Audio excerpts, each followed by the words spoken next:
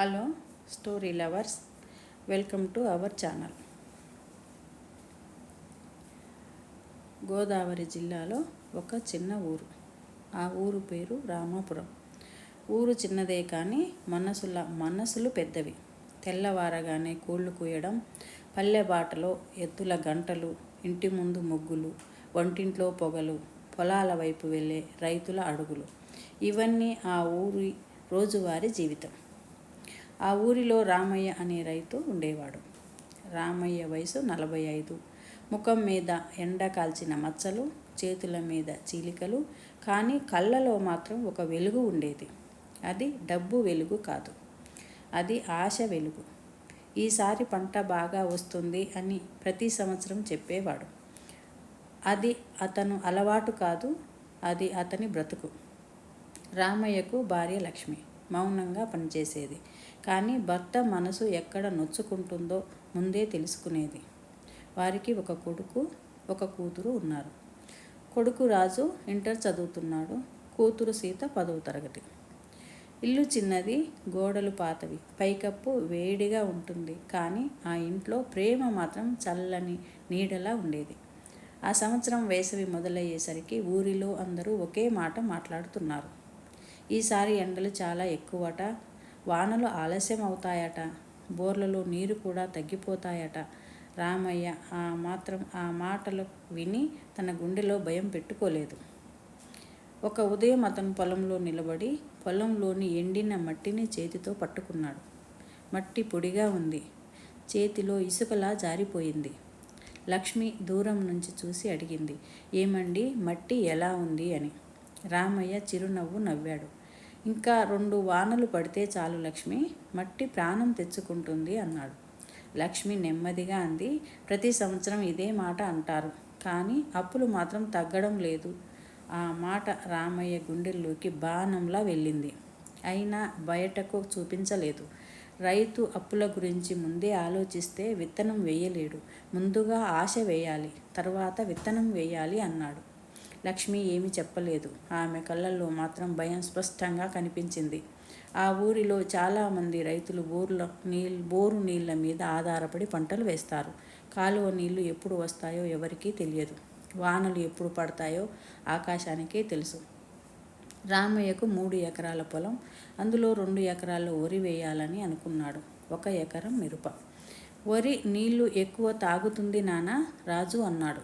"అది నాకు తెలియదారా, కానీ మన నేలకి వరి పంటే సరిపోతుంది" అన్నాడు రామయ్య. రాజు మొబైల్లో ఏదో చూసి, "వ్యవసాయ అధికారి చెబుతున్నారు నాన్న, నీళ్లు తక్కువైతే ప్రత్యామ్నాయ పంటలు వేయమంటున్నారు" అన్నాడు. రామయ్య కొంచెం చిరాకు పడ్డాడు. మొబైల్లో చూసేది ఒకటి, పొలంలో నిలబడి చూసేది ఇంకొకటి. నేలని చేత్తో తాకితేనే రైతుకి అర్థమవుతుంది. రాజు నిశ్శబ్దంగా నిలబడ్డాడు. తండ్రిపై గౌరవం ఉంది, కానీ కాలం మారుతుందనే భయం కూడా ఉంది. విత్తనాలు కొనడానికి రామయ్య మార్కెట్కు వెళ్ళాడు. ఎరువులు, పురుగు మందులు, విత్తనాలు ఒక్కొక్కటి ధర పెరిగి ఉంది. వ్యాపారి బిల్లు చెప్పగానే రామయ్య కంగారు పడ్డాడు. "ఇంత అయిందా వెంకటేష్ గారు?" "ఏం చేద్దాం రామయ్య, మా చేతిలో ఏమీ లేదు. కంపెనీలు రేట్లు పెరిగాయి, డీజిల్ పెరిగింది, రవాణా పెరిగింది, అన్నీ పెరిగాయి." రామయ్య తన జేబులో చూశాడు. సరిపోలేదు. "మిగతాది పంట వచ్చాక ఇస్తాను" అన్నాడు. వ్యాపారి ముఖం మార్చుకున్నాడు. "పాత బకాయి ఇంకా ఉంది రామయ్య, ఇలాగే అందరికీ ఇస్తే మేమేం తింటాం?" రామయ్య తల వంచాడు. ఇంతలో పక్కనే ఉన్న పెద్ద రైతు శేఖర్ నవ్వుతూ అన్నాడు, "చిన్న రైతుల సంగతి అదే. అప్పుతో విత్తనం, అప్పుతో నీరు, అప్పుతో పంట, చివరికి అప్పే కోతకొస్తుంది" అన్నాడు. అక్కడున్న వాళ్ళు కొందరు నవ్వారు. రామయ్య చెవులు వేడెక్కాయి, కానీ మాట మాట్లాడలేదు. గౌరవం కోల్పోవడం రైతుకి పంట కోల్పోవడం కంటే ఎక్కువ బాధనిస్తుంది. ఇంటికి వచ్చాక లక్ష్మి అతని ముఖం చూసి అర్థం చేసుకుంది. "డబ్బు సరిపోలేదా?" అంది. రామయ్య మౌనంగా కూర్చున్నాడు. లక్ష్మి లోపలికి వెళ్ళి చిన్న ఇనుప పెట్టె తీసుకొచ్చింది. అందులో పాత చీర మడతలో దాచిన బంగారు చెవి కమ్మలు ఉన్నాయి. "ఇవి అమ్మేయండి" అంది. రామయ్య ఒక్కసారిగా లేచాడు. "అవి నీ తల్లి ఇచ్చినవి కదా" అన్నాడు. "అవును, కానీ పంట కూడా మన పిల్లల భవిష్యత్తే కదా" అంది లక్ష్మి. నాకు బంగారం చెవి కమ్మలు ఉండకపోయినా పర్వాలేదు, కానీ మీ కళ్ళలో నిరాశ ఉండకూడదు అంది. రామయ్య కళ్ళలో నీళ్లు తిరిగాయి. ఆ రోజు అతను బంగారం తాకట్టు పెట్టి విత్తనాలు తెచ్చాడు. మొదటి విత్తనం వేసిన రోజు రామయ్యకు పండుగలా అనిపించింది. పొలంలో మట్టి పగుళ్ళు ఉన్నాయి. అతను చేతులు జోడించి ఆకాశం వైపు చూసి, మాకు సకాలంలో వానలు పడి మమ్మల్ని కాపాడు అన్నాడు. అమ్మ భూదేవి, ఈసారి మమ్మల్ని కాపాడు తల్లి అన్నాడు. ఇంట్లో లక్ష్మి దీపం పెట్టింది. అందరూ కలిసి పొలానికి వచ్చారు. సీత చిన్నగా అడిగింది, నాన్న, పంట మొలకెత్తితే మన ఇంట్లో సంతోషం వస్తుందా అని. రామయ్య నవ్వి, మొలకెత్తేది పంట మాత్రమే కాదు అమ్మా, మన ఆశ కూడా అన్నాడు. రోజులు గడిచాయి. మొదటి వారంలో 2 చినుకులు పడ్డాయి.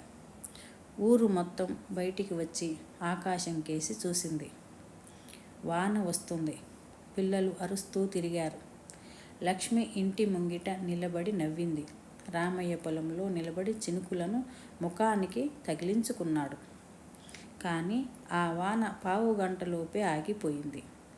మట్టి తడిసినట్టు కనిపించింది, కానీ లోపల దాహం అలాగే ఉంది. మొలకలు వచ్చాయి, పచ్చగా కనిపించాయి. రామయ్య ముఖంలో చిరునవ్వు మళ్ళీ పుట్టింది. కానీ ఎండలు ఒక్కసారిగా పెరిగిపోయాయి. ఉదయం 8కే నేల వేడెక్కింది. మధ్యాహ్నం పొలంలో నిలబడలేని వేడి. గాలి కూడా నిప్పులా వీస్తుంది. పంట ఆకులు నెమ్మదిగా వాలడం మొదలుపెట్టాయి. మోటారు వేయండి అంది లక్ష్మి. రామయ్య బోరు దగ్గరికి వెళ్ళాడు. స్విచ్ ఆన్ చేశాడు. మోటారు గట్టిగా గుడుగుడుమని శబ్దం వేసింది. పైపు దగ్గర నీళ్లు రావాలి. కానీ 1 నిమిషం, 2 నిమిషాలు, 5 నిమిషాలు నీళ్లు రాలేదు. రామయ్య గుండె ఒక్కసారిగా ఆగిపోయినట్టు అనిపించింది. ఏమైంది? రాజు పరిగెత్తుకుంటూ వచ్చాడు. నాన్న, నీళ్లు రావట్లేదు. మోటారు మళ్ళీ ఆన్ చేశారు. ఈసారి శబ్దం మరింత విచిత్రంగా వచ్చింది. వెంటనే పొగ వచ్చింది. అయ్యో అని రాజు అరిచాడు. రామయ్య వెంటనే స్విచ్ ఆఫ్ చేశాడు. మోటారు కాలిపోయింది. ఆ ఒక్క శబ్దంతో రామయ్య ఆశ సగం చచ్చిపోయింది. మోటారు మెకానిక్ని పిలిచారు. అతను వచ్చి వైర్లు చూశారు. మోటారు కాయిల్ తెరిచాడు. తల అడ్డంగా ఊపాడు. కాలిపోయింది రామయ్య, కాయిల్ మార్చాలి. బేరింగ్ కూడా పోయింది. పైగా బోర్లో నీళ్లు కూడా తగ్గిపోయినట్టు ఉంది. ఎంత అవుతుంది అన్నాడు రామయ్య. మెకానిక్ చెప్పిన మొత్తం విని రామయ్య కాళ్ళు బలహీనపడ్డాయి. ఇంత డబ్బు ఎక్కడి నుంచి తెస్తాను బాబు, నా చేతిలో ఏముందన్నా అన్నాడు మెకానిక్.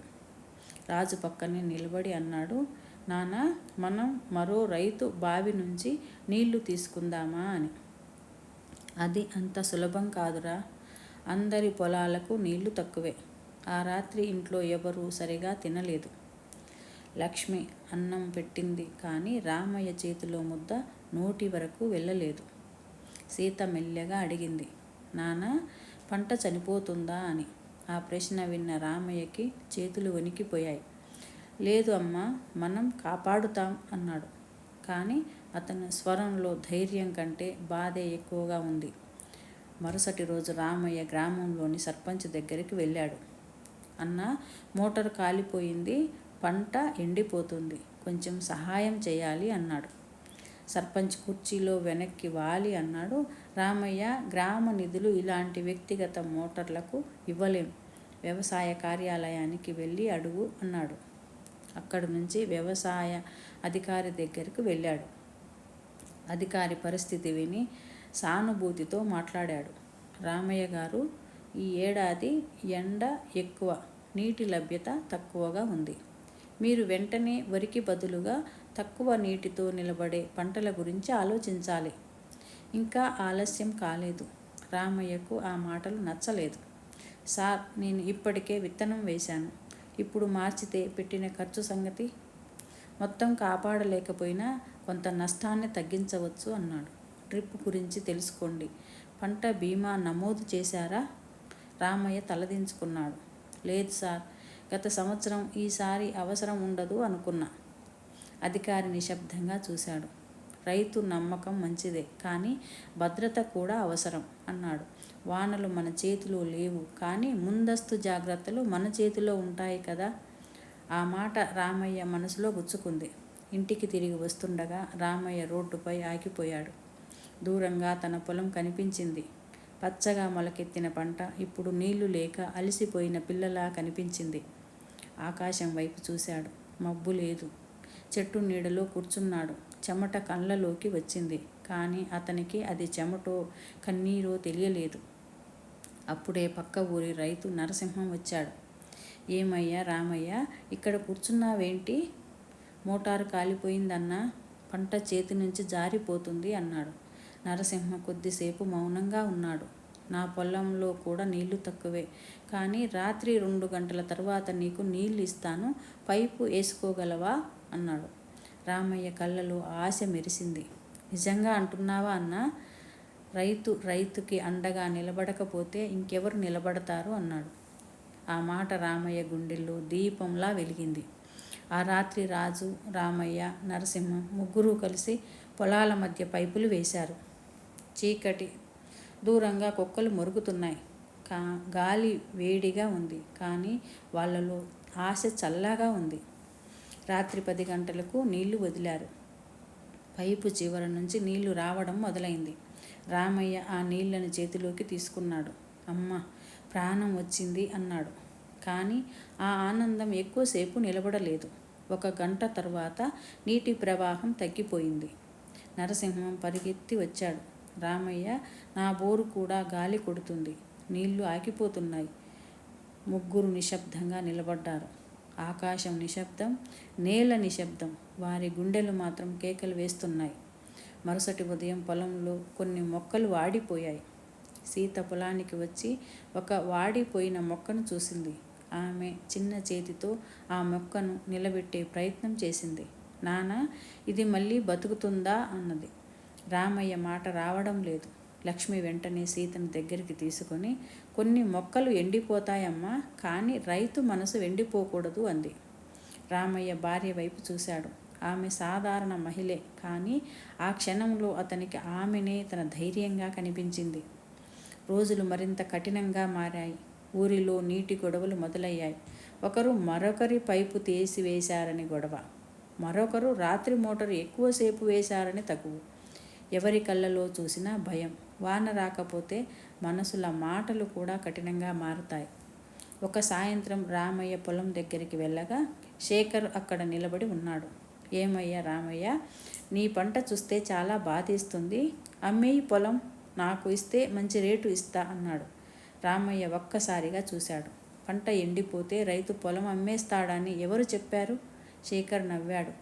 అయ్యా, భావోద్వేగాలతో అప్పులు తీరవు. పిల్లల చదువులు, ఇంటి ఖర్చు, పాత బకాయిలు అన్నీ చూసుకో. పొలం నీ చేతిలో ఉన్నా ఏముంది, నీళ్లు లేవు కదా అన్నాడు.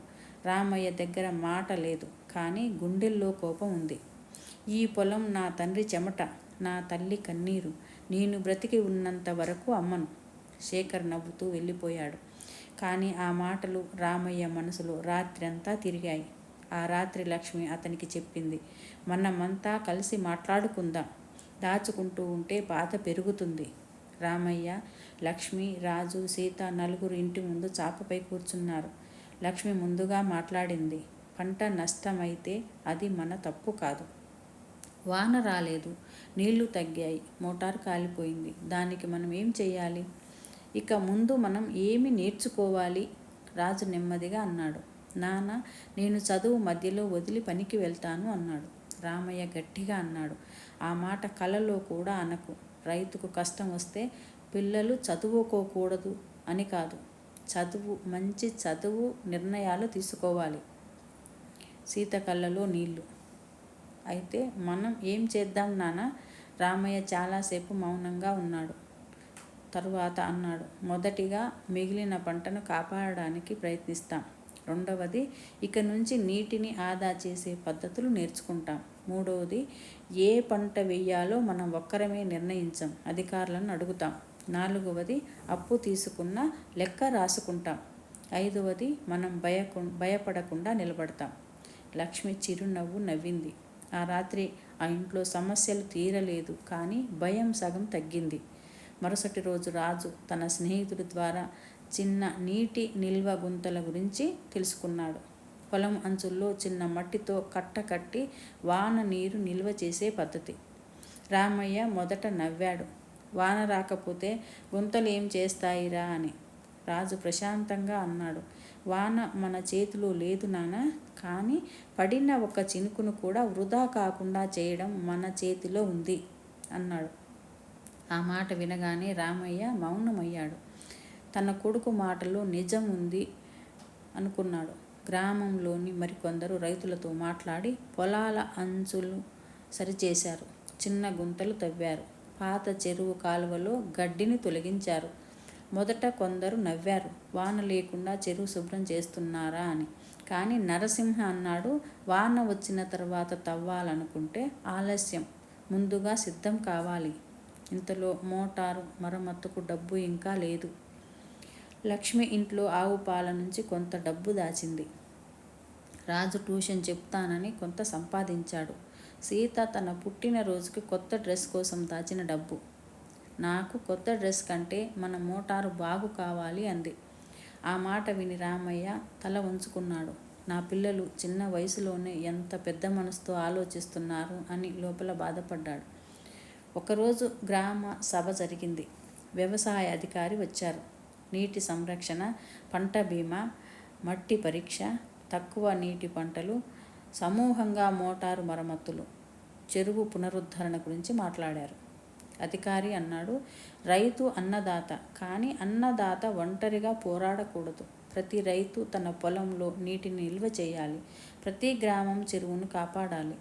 ప్రతి కుటుంబం అప్పు తీసుకునే ముందు లెక్క చూడాలి. పంట బీమా, సలహా కేంద్రాలు, వాతావరణ సమాచారం, ఇవి చిన్న విషయాలు కాదు. ఇవి రైతుకు కవచాలు. ఈసారి రామయ్య శ్రద్ధగా విన్నాడు. తన పాత అలవాటు మార్చుకోవాలని నిర్ణయించుకున్నాడు. కానీ ప్రకృతి పరీక్ష ఇంకా ముగియలేదు. మే నెల మధ్యలో ఎండలు మరింత పెరిగాయి. బావిలో నీరు అడుగుకు చేరింది. పంటలో సగం వాడిపోయింది. ఒక సాయంత్రం రామయ్య ఒంటరిగా పొలానికి వెళ్ళాడు. పొలంలో నిలబడి ఉండగా అతనికి తన తండ్రి గుర్తుకు వచ్చాడు. చిన్నప్పుడు తండ్రి చెప్పిన మాట గుర్తుకొచ్చింది. రామయ్య, రైతు చేతిలో పంట కోసే కత్తి మాత్రమే ఉండదు, ఓర్పు కూడా ఉంటుంది. పంట పోయినా మనిషి పోకూడదు. అతను మట్టిలో కూర్చున్నాడు. నాన్న, ఈసారి నేను ఓడిపోయానా అని మనసులో అడిగాడు. గాలి ఒక్కసారిగా గట్టిగా వీచింది. వెండిన ఆకులు చప్పుడు చేశాయి. అతనికి సమాధానం వచ్చినట్టు అనిపించింది. ఓడింది పంట, నువ్వు కాదు అని. అప్పుడు దూరంగా సీత అరుపు వినిపించింది, నానా నానా అని. రామయ్య లేచి పరిగెత్తాడు. సీత చేతిలో చిన్న పచ్చ మొక్క ఉంది. చూడండి నాన్న, ఈ భాగం ఇంకా బతికే ఉంది. ఇక్కడ నీళ్లు పడినట్టు ఉంది. రామయ్య దగ్గరగా చూశాడు. నిజమే, పొలం అంచున చిన్న నీటి గుంత దగ్గర కొంత పంట నిలబడింది. రాజు అన్నాడు, నాన్న, మనం మిగిలిన నీటిని ఈ భాగానికి మాత్రమే ఇస్తే కొంతైనా పంట వస్తుంది. మొత్తం కాపాడలేకపోయినా మిగిలిన దాన్ని కాపాడొచ్చు. రామయ్య ఒక్కసారిగా గ్రహించాడు. రైతు కష్టం మొత్తం గెలవడంలోనే కాదు, మిగిలిన ఆశను కాపాడడంలో కూడా ఉంటుంది. సరే అన్నాడు. ఆ రోజు నుంచి వాళ్ళు నీటిని వృధా చేయకుండా ఒక్కో చుక్కను లెక్క పెట్టి వాడారు. పొలంలో ఎక్కడ నీరు అవసరమో అక్కడే వదిలారు. ఎండిపోయిన భాగాన్ని వదిలి బ్రతికే భాగంపై శ్రద్ధ పెట్టారు. లక్ష్మి మధ్యాహ్నం వేడిలో కూడా మజ్జిగ తీసుకెళ్ళింది. మీరంతా పొలాన్ని కాపాడుతున్నారు, నేను వీరిని కాపాడాలి అనుకున్నాడు. ఒక రాత్రి ఊరిలో అకస్మాత్తుగా విద్యుత్తు వచ్చింది. రైతులందరూ మోటార్లు వేసుకున్నారు. కానీ వోల్టేజ్ తక్కువ, వైర్లు వేడెక్కుతున్నాయి. రాజు గమనించాడు. నాన్న, ఇలా పెడితే మళ్ళీ మోటార్ కాలిపోతుంది. పక్క పొలం రైతు అన్నాడు, అయ్యా, విద్యుత్తు ఎప్పుడొస్తుందో తెలియదు, వచ్చినప్పుడే వేయాలి. రాజు వెంటనే స్విచ్ ఆఫ్ చేశాడు. రామయ్య ఒక్కసారిగా కోపంగా చూశాడు. ఏం చేస్తున్నావురా అని. నాన్న, తక్కువ వోల్టేజ్లో మోటారు వేస్తే మళ్ళీ కాలిపోతుంది. మెకానిక్ చెప్పాడు, సేఫ్టీ స్టార్టర్ పెట్టాలి. రామయ్య ఆగిపోయాడు. కొద్దిసేపటికి పక్క రైతు మోటార్ నుంచి పొగ వచ్చింది. అందరూ పరిగెత్తారు. అప్పుడు రామయ్య రాజు వైపు చూశాడు. నువ్వు సరైన మాట అన్నావురా అని. మనం కష్టం చూసి తొందరపడకూడదు, జాగ్రత్త కూడా అవసరం. ఆ రాత్రి రామయ్య మొదటిసారి తన కొడుకును రైతుగా కాదు, ఆలోచన ఉన్న యువకుడిగా చూశాడు. కొన్ని రోజుల తరువాత మబ్బులు కనిపించాయి.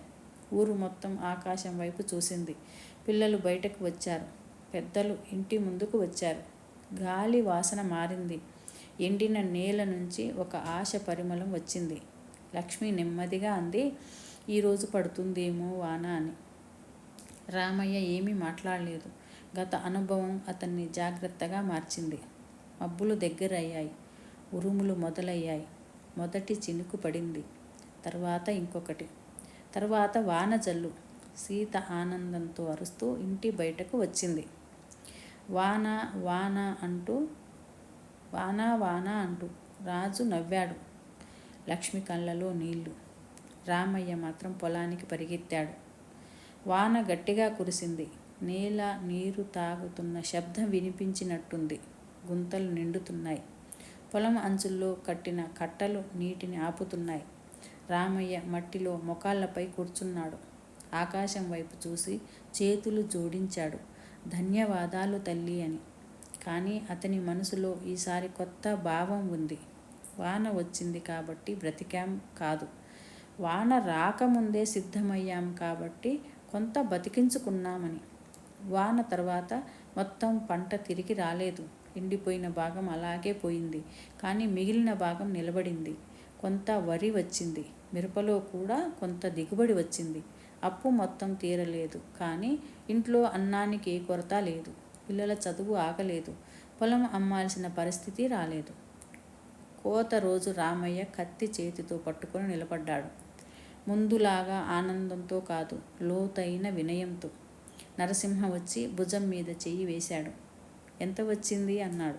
మొత్తం చూస్తే నష్టం, కానీ మనసు చూస్తే విజయం అన్నాడు రామయ్య. లక్ష్మి నవ్వింది. ఈసారి పంట కంటే పాఠం ఎక్కువ వచ్చింది అంది. రాజు అన్నాడు, నాన్న, వచ్చేసారి మనం ముందే మట్టి పరీక్ష చేయించుకుందాం. నీటి లెక్క చూసి పంట వేసుకుందాం. చెరువు పనిలో గ్రామం అంతా కలిసి మాట్లాడుకుందాం అన్నాడు. రామయ్య గర్వంగా చూశాడు. నువ్వు చదివి పెద్ద ఉద్యోగం చెయ్యిరా, కానీ రైతు కష్టాన్ని ఎప్పుడూ మర్చిపోకు. రాజు నెమ్మదిగా అన్నాడు, నాన్న, రైతు కష్టం మర్చిపోను. దానిని పరిష్కారం వెతికే మనిషిగా మారతాను. కొన్ని నెలల తర్వాత ఊరిలో మార్పు మొదలైంది. రామయ్య, నరసింహం, మరికొందరు రైతులు కలిసి గ్రామ చెరువు శుభ్రం చేశారు. పొలాల్లో నీరు నిల్వ చేసే చిన్న గుంతలు పెరిగాయి. పంట బీమా గురించి రైతులు మాట్లాడడం మొదలైంది. తక్కువ నీటితో వచ్చే పంటల గురించి యువకులు పెద్దలకు వివరించారు. ఒకరోజు అదే శేఖర్ రామయ్య దగ్గరికి వచ్చాడు. రామయ్య, ఆ నీటి నిల్వ పద్ధతి నాకు కూడా చెప్పగలవా అని. రామయ్య నవ్వాడు. రైతు జ్ఞానం దాచుకోవడానికి కాదు, పంచుకోవడానికే. శేఖర్ తల వంచాడు. ఆ రోజు పొలం అమ్ముతావా అన్నాను, తప్పైంది అన్నాడు. పర్వాలేదు, కష్టం వచ్చినప్పుడు మనసులోని మాటలు బయటపడతాయి. పర్వాలేదు అన్నాడు. సీత స్కూల్లో నాన్న అనే వ్యాసం రాసింది. ఆమె ఇలా రాసింది, మా నాన్న రైతు. ఆయన చేతులు గట్టిగా ఉంటాయి, కానీ మనసు చాలా మృదువుగా ఉంటుంది. ఆయన పంట ఎండిపోయినప్పుడు ఏడవలేదు, మమ్మల్ని కాపాడడానికి నిలబడ్డారు. ఆయన నాకు నేర్పింది, నీళ్లు వృధా చేయకూడదు, అన్నం వృధా చేయకూడదు, రైతును చిన్న చూపు చూడకూడదు. టీచర్ ఆ వ్యాసం చదివి కన్నీళ్లు పెట్టుకుంది. సాయంత్రం సీత ఆ పేపరు రామయ్యకు ఇచ్చింది. రామయ్య చదివాడు. అతని కళ్ళలో నీళ్లు. నన్ను ఇంత పెద్దగా రాశావా అమ్మా? సీత నవ్వింది. మీరు పెద్దవారు కాబట్టి కాదు నాన్న, మీరు పడిపోయినా మళ్ళీ లేచారు కాబట్టి. లక్ష్మి పక్కన నిలబడి అంది, రైతు గెలుపు ఎప్పుడూ మార్కెట్ రేటుతో కొలవలేం. కొన్నిసార్లు పిల్లల గౌరవంతో కొలవాలి. 1 సంవత్సరం తర్వాత మళ్ళీ వేసవి వచ్చింది. కానీ ఈసారి రామయ్య ఇంట్లో భయం అంతగా లేదు, జాగ్రత్త ఉంది. పొలంలో చిన్న నీటి గుంతలు ఉన్నాయి. చెరువు కాలువ శుభ్రంగా ఉంది. మోటారుకు సేఫ్టీ స్టార్టర్ పెట్టారు. పంట ఎంపికలో అధికారి సలహా తీసుకున్నారు. అప్పు లెక్క పుస్తకంలో రాసుకున్నారు. ఒక సాయంత్రం రామయ్య పొలంలో నిలబడి ఉన్నాడు. ఆకాశం మబ్బులు లేక ఖాళీగా ఉంది. కానీ ఈసారి అతను ఆకాశాన్ని నిందించలేదు. రాజు పక్కన నిలబడి అడిగాడు, నాన్న, ఈసారి భయం లేదా అని. రామయ్య చిరునవ్వు నవ్వాడు. భయం ఉందిరా. రైతుకు భయం లేకపోతే జాగ్రత్త ఉండదు. కానీ ఈసారి భయంతో పాటు సిద్ధత కూడా ఉంది అన్నాడు. లక్ష్మి దూరం నుంచి పిలిచింది, రండి, చల్లని మజ్జిగ తెచ్చా. సీత నవ్వుతూ పరిగెత్తింది. రామయ్య మట్టిని చేతిలోకి తీసుకొని నెమ్మదిగా అన్నాడు, మట్టి ఎండిపోవచ్చు, బావి తగ్గిపోవచ్చు, పంట రాకపోవచ్చు, కానీ మనిషి ఆశ ఎండిపోకూడదు. రైతు ఒంటరిగా ఉండకూడదు. కుటుంబం, గ్రామం, జ్ఞానం ఇవి కలిస్తేనే అన్నదాత నిలబడతాడు. ఆ రాత్రి రామయ్య ఇంట్లో అందరూ కలిసి భోజనం చేశారు. లక్ష్మి అన్నం వడ్డిస్తూ చెప్పింది, ఒక్క గింజ వెనుక ఎంత కష్టం ఉంటుందో మనకే తెలుసు.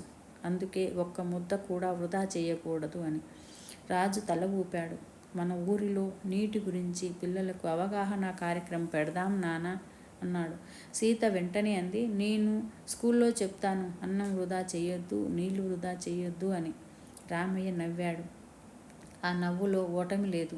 అప్పు భయం ఉంది, కష్టాల గుర్తు ఉంది, కానీ వాటి మీద నిలబడిన ధైర్యం కూడా ఉంది. ఇంటి ముందు వెన్నెల పండుతుంది. దూరంగా పొలాలు నిశ్శబ్దంగా ఉన్నాయి. ఆ నిశ్శబ్దంలో రామయ్యకు ఒక కొత్త శబ్దం వినిపించింది. అది మోటారు శబ్దం కాదు, వాన శబ్దం కూడా కాదు.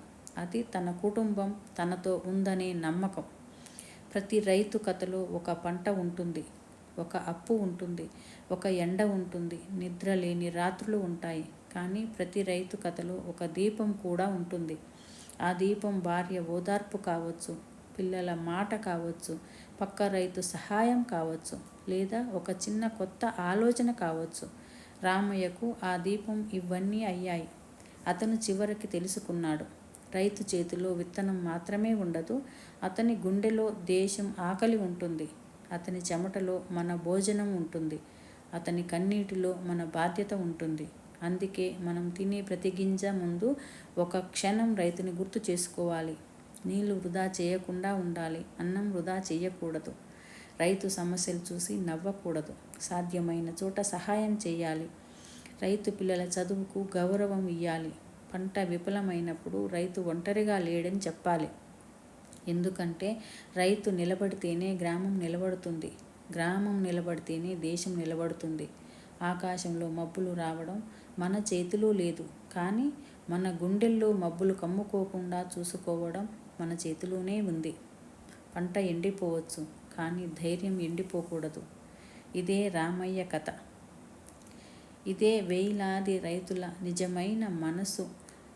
రైతు కష్టం కేవలం అతని కుటుంబ సమస్యే కాదు, అది సమాజం బాధ్యత. నీటిని ఆదా చేయడం, పంటల విషయంలో సరైన సలహా తీసుకోవడం, పంట బీమా వంటి జాగ్రత్తలు తెలుసుకోవడం, అప్పులను లెక్కతో నిర్వహించడం, రైతులు ఒకరికి ఒకరు తోడుగా నిలబడడం చాలా అవసరం. అన్నం విలువ తెలిసినవాడు రైతు కన్నీటి విలువను కూడా తెలుసుకోవాలి. వేసవి వానలు లేక మోటారు సమస్యలు, పంట నష్టం మధ్య పోరాడిన ఒక రైతు హృదయ కథ. ఈ కథ ప్రతి కుటుంబం వినాల్సిన రైతు జీవిత సత్యం. నీళ్లు వృధా చేయొద్దు, అన్నం వృధా చేయొద్దు, రైతు కష్టాన్ని గౌరవించండి. కుటుంబం తోడుంటే కష్టం కూడా పాఠంగా మారుతుంది. నిజ జీవిత సంఘటనల నుంచి ప్రేరణ పొందిన కుటుంబం కథ. ఈ కథ మీకు నచ్చినట్లయితే ప్లీజ్ సబ్స్క్రైబ్ చేయండి, లైక్ చేయండి, షేర్ చేయండి. శుభం.